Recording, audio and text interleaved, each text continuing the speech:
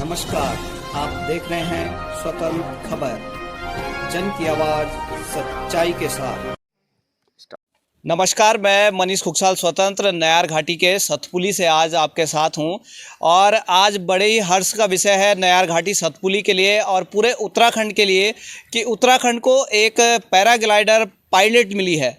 और ये जो पैराग्लाइडिंग पायलट है वो उत्तराखंड के नयार घाटी के क्षेत्र से ओडल छोटा से आती है, जिसका नाम सपना रावत है। 23 वर्षीय ये लड़की है और इसने अपना करियर कैसे शुरू किया और अभी अभी जो है इंटरनेशनल चैम्पियनशिप, जो पैराग्लाइडिंग का इंटरनेशनल चैम्पियनशिप जो कि मेघालय शिलोंग में हुआ है, वहाँ इसने पार्टिसिपेट किया है। वहाँ महिला पायलट के रूप में उत्तराखंड से पहली महिला पायलट वहाँ पहुँची और सबसे बड़ी बात कि महिला चैम्पियनशिप में 8वां रैंक भी इन्होंने हासिल किया है। बहुत कम उम्र की ये लड़की है, 23 वर्षीय मात्र ये लड़की, और आगे इसका भविष्य उज्जवल रहेगा। इससे बात करेंगे कि किस तरह ये भावनाएं आई और किस तरह पैराग्लाइडिंग या साहसिक के क्षेत्र में काम करना शुरू किया। सबसे पहले तो बहुत बहुत धन्यवाद, बधाई सपना आपको कि आपने इंटरनेशनल चैम्पियनशिप में प्रतिभाग किया।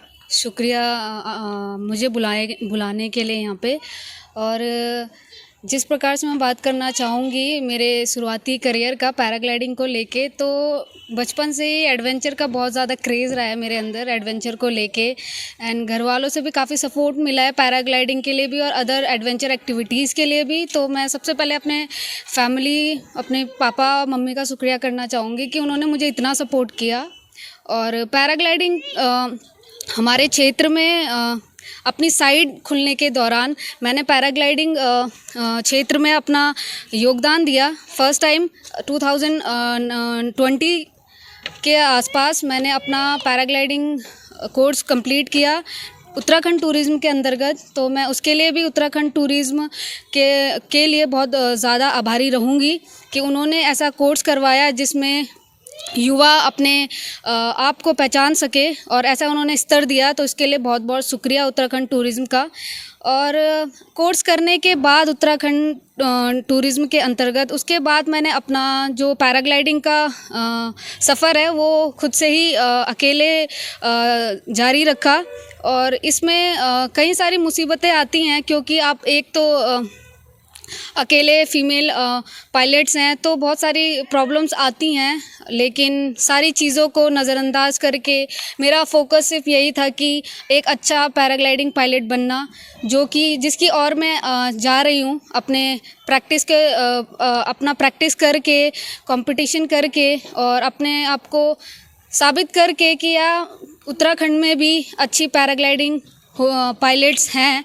और आगे भी मैं चाहती हूँ कि मेरे बाद जितने भी फीमेल पैराग्लाइडिंग पायलट्स आएंगी तो उनके लिए एक एग्ज़ाम्पल ज़रूर रहेगा कि पैराग्लाइडिंग क्षेत्र जो कि लोग मानते हैं कि पैराग्लाइडिंग में हाथ पैर टूट जाते हैं, कि बहुत सारे लोग इसी कारण यहाँ पे सपोर्ट नहीं कर पाते हैं अपने बच्चों को कि ये बहुत रिस्की गेम है। तो उनके लिए भी मैं कहूँगी कि ये सारी चीज़ें टेक्निक्स पे होती हैं।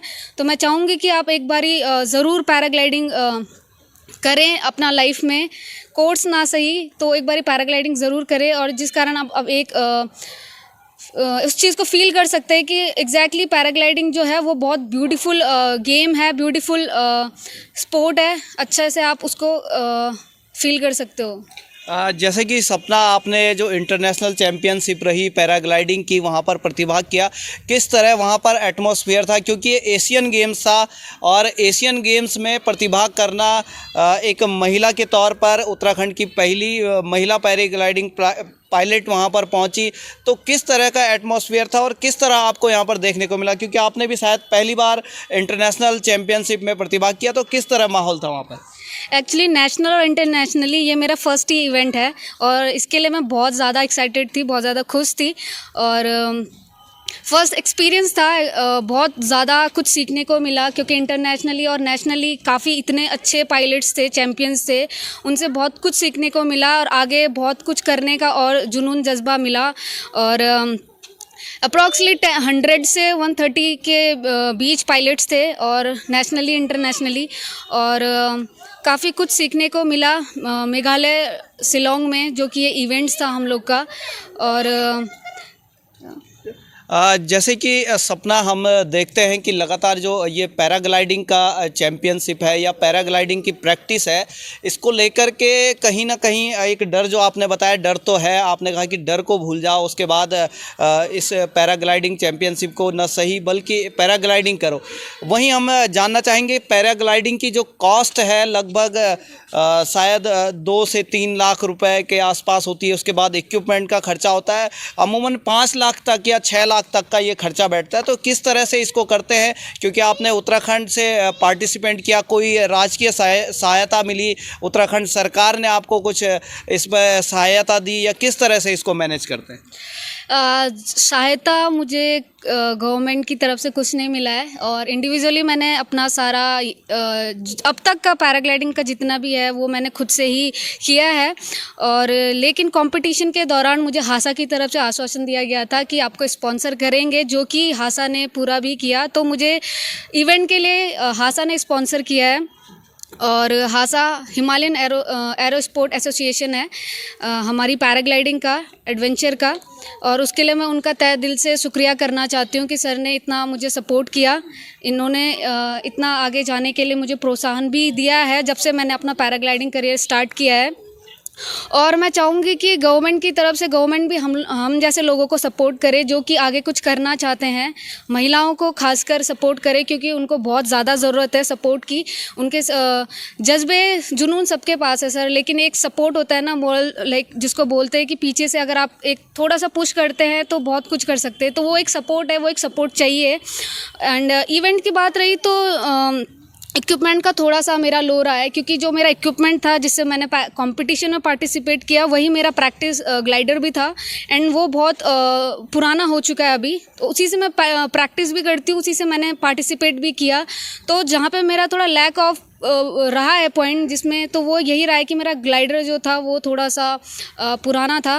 एंड मैं चाहूँगी कि आगे मुझे थोड़ा सा गवर्नमेंट हेल्प करे ये चीज़ के लिए, मेरा इक्विपमेंट के लिए।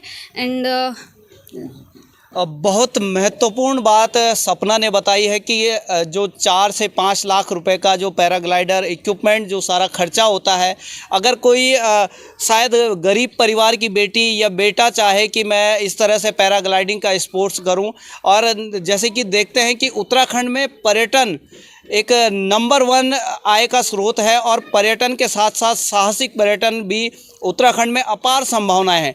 लेकिन अगर इस तरह सरकार नज़रअंदाज इन लोगों को करती रहेगी और इन चीज़ों में कार्य नहीं करेगी, क्योंकि प्रतिभाएं अपार हैं, उत्तराखंड के प्रत्येक क्षेत्र में प्रतिभाएं बहुत सारी हैं। इन प्रतिभाओं को उत्तराखंड सरकार को इन पर खर्च करना चाहिए, न कि उत्तराखंड सरकार कई सारे ऐसी उल जलूल चीज़ें ज़रूर बनाती है जिनका कोई इस्तेमाल नहीं हो पाता है।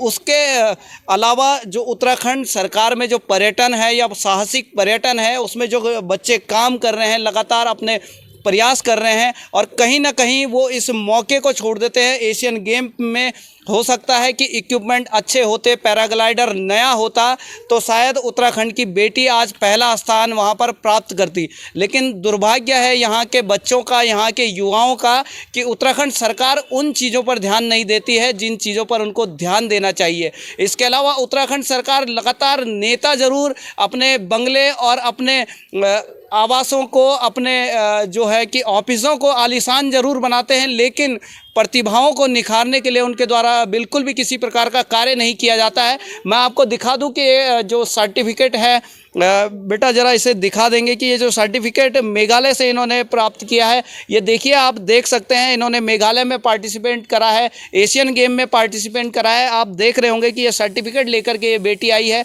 लेकिन कहीं ना कहीं कमी रही इक्विपमेंट की और पुराना पैराग्लाइडर।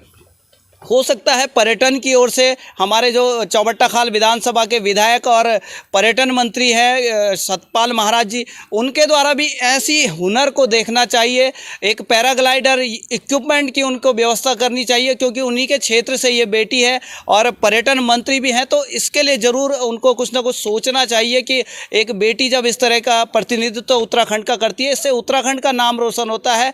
और आने वाले समय में एक सपना ही नहीं बल्कि और बेटियां भी उत्तराखंड की पैराग्लाइडिंग के क्षेत्र में, अन्य साहसिक के क्षेत्र में, अन्य गेम्स के क्षेत्र में अपना नाम रोशन कर सकती हैं। तो उत्तराखंड सरकार से यही निवेदन है कि जैसे इस बेटी ने कहा कि बेटा एक और आप अपने तरफ से अगर बोलेंगे कि उत्तराखंड सरकार से आप क्या चाहते हैं आने वाले भविष्य के लिए और अपने जो ये साहसिक पर्यटन है इसके लिए। मैं यही बोलना चाहूँगी कि किसी को भी एक रिक्वेस्ट करने की ज़रूरत ना पड़े कि सर आप अपना हमारे लिए इतना हेल्प करो, कि उन लोगों को टूरिज़्म को अपनी तरफ से हम लोगों के लिए हेल्प करना चाहिए ये चीज़ के लिए। और क्योंकि मेरे फील्ड में ही नहीं, पैराग्लाइडिंग ही नहीं, अदर्स फील्ड में भी बहुत सारे ऐसे एथलीट्स हैं, ऐसे पायलट्स हैं जिनको कि उनके जज्बे के हिसाब से वो चीज़ें नहीं मिल पाती है जो उनको टूरिज़्म प्रोवाइड करवा सकती है। तो मेरे हिसाब से पहली चीज़ टूरिज़्म जो है कि प्रतिभागियों के लिए बहुत कुछ करता है, और मेरे पैराग्लाइडिंग फील्ड में भी बहुत सारी चीज़ें की हैं, उसके लिए आभार हमेशा उत्तराखंड टूरिज़्म का। लेकिन जहाँ ज़रूरत पड़ती है वहाँ भी ज़रूरत की थोड़ा सा उनकी तरफ से है, तो उसके बाद उत्तराखंड भी एक स्थान अपना लेके आ सकता है अच्छे कॉम्पिटिशन्स में। और मैं चाहूँगी कि उत्तराखंड टूरिज़्म थोड़ा इस पे ध्यान दे कि जो पायलट्स हैं, जो कि पैराग्लाइडिंग पायलट्स हैं, उनके लिए थोड़ा सा एक अपना एक मुद्दा रखें कि कैसे वो इस चीज़ में आगे हम लोगों को हेल्प कर सकते हैं। कॉम्पिटिशन्स में हो गया, चाहे इक्विपमेंट पे हो गया, चाहे अदर्स चीज़ में भी हो गया, तो हम लोग बहुत कुछ कर सकते हैं।